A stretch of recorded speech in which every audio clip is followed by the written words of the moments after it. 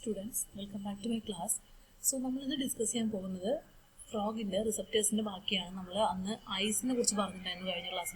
In the next ear of frog or statoacoustic organs of frog. Okay.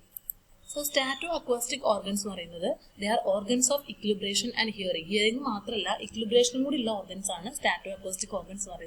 They include ears and frog in the ear two portions are middle ear and inner ear. External ear absent.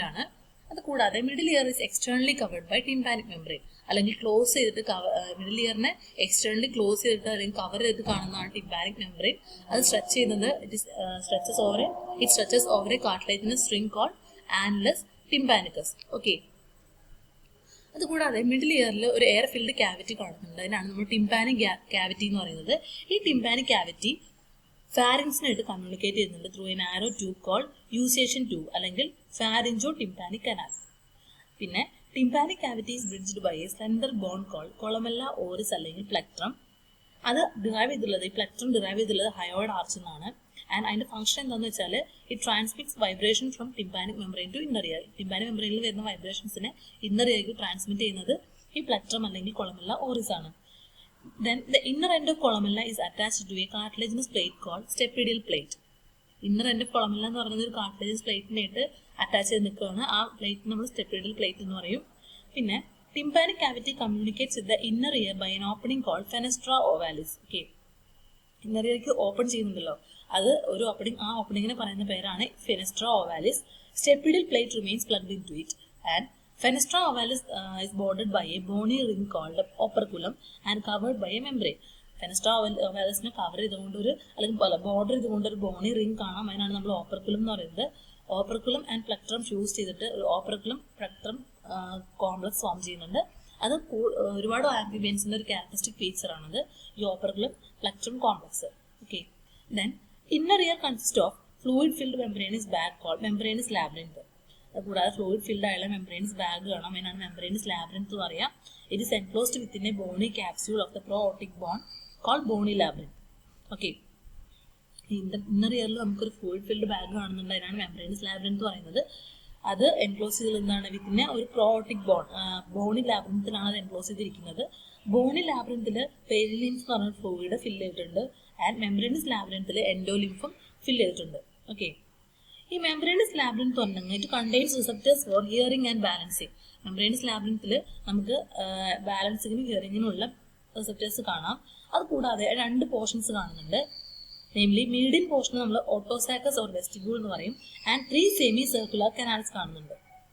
And three semicircular canals are anterior vertical, posterior vertical and horizontal canals. Three semicircular canals they are anterior vertical, posterior vertical and horizontal canals. These semicircular canals. All semicircular canal open otosacus with its two ends. Terminally, each canal has a swollen part called ampulla. All canal last to swollen part is ampulla. Okay. Picture now. All semicircular canal open ampulla swollen part. Then otosacus consists of two portions, namely utriculus and sacculus. These sacculus under terminal dilations and pars legina and pars basilaris.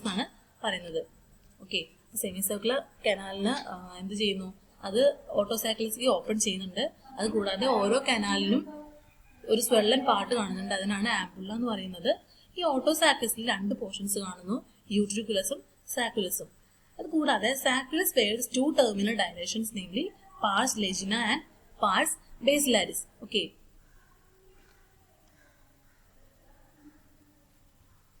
From the middle of sacculus leads out a narrow endolymphatic duct. Sacculus middle endolymphatic duct. Semicircular canals, utriculus, sacculus, that's balancing function. Legina is hearing in function. That's function hearing. Balancing function is semicircular canals, utriculus, sacculus. Legina is acoustic, hearing function. Okay. The wall of membranous labyrinth bears 6 sensory patches or receptor spots. Membranous labyrinth wall 6 sensory patches or receptor spots. അതിൽ ഒന്ന് എവിടെയാണ് കാണുന്നത്? യൂട്രിക്കുലസിലും, ഒന്ന് സാക്കുലസിലും, ഒന്ന് ലജിനയിലുമാണ് കാണുന്നത്. And 3 on the 3 ampullae of the semicircular canals. Okay. The sensory patches on the ampullae are called cristae and others are called maculae. ആംബുലയിൽ കാണുന്ന sensory പാച്ചിന് നമ്മൾ ക്രിസ്റ്റേ എന്ന് പറയും. അത് പക്ഷേ വേറെ ഉള്ളതിൻ്റെ മുകളിൽ കാണുന്ന സെൻസറി പാച്ചിന് നമ്മൾ മാക്കുല എന്ന് പറയും. Okay. Macula of utriculus is large and is called pars neglecta. യൂട്രിക്കുലസിന്റെ മാക്കുല നമ്മൾ പാസ് നെഗ്ലക്റ്റ എന്ന് പറയാം. And each sensory patch consist of a group of sensory hair cells and supporting cells. Sensory cells are provided with fine sensory hairs. അതുകൂടാതെ sensory ഹെയർസും ഈ sensory സെൽസിന്റെ മുകളിൽ കാണുന്നുണ്ട്. ഓക്കെ. ഇത് കൂടാതെ each crista is covered by a gelatinous material called cupula and each macula by a gelatinous membrane called otolith membrane. നിങ്ങൾ കേട്ടിട്ടുണ്ടായിരിക്കും ക്രിസ്റ്റയുടെ മുകളിൽ കവർ ചെയ്തുകൊണ്ട് ജെലാറ്റിനസ് മെറ്റീരിയൽ ആയുള്ള ക്യൂപ്പുല കാണുന്നുണ്ട്. അതുകൂടാതെ മാക്യുലയുടെ മുകളിൽ ജെലാറ്റിനസ് മെംബ്രെയിൻ ആയുള്ള ഓട്ടോലിത്ത് മെംബ്രെയിനും കാണുന്നുണ്ട്. ഈ മെംബ്രെയിൻ എന്ത് ചെയ്യുന്നു? അത് ക്ലോസ് കോൺടാക്റ്റിലാണ് with sensory hairs and it contains calcareous crystalline bodies called otoliths or otoconia. അല്ലെങ്കിൽ നമ്മളതിന് ഇയർ സ്റ്റോൺസ് എന്ന് പറയും. ഓക്കെ. കാൽക്കാരിയസ് ക്രിസ്റ്റലൈൻ ബോഡീസ് കാണുന്നുണ്ട്. അതിൽ എന്നാണ് നമ്മൾ ഓട്ടോലിത്ത് അല്ലെങ്കിൽ ഓട്ടോകോണിയ എന്ന് പറയുന്നത്. അതാണ് ear stones. Okay. Crista and macula are innervated by branches of auditory nerve. Auditory നെർവിന് ബ്രാഞ്ചസ് വരുന്നത് ഈ ക്രിസ്റ്റലിലേക്കും മാക്കുലേക്കുമാണ്.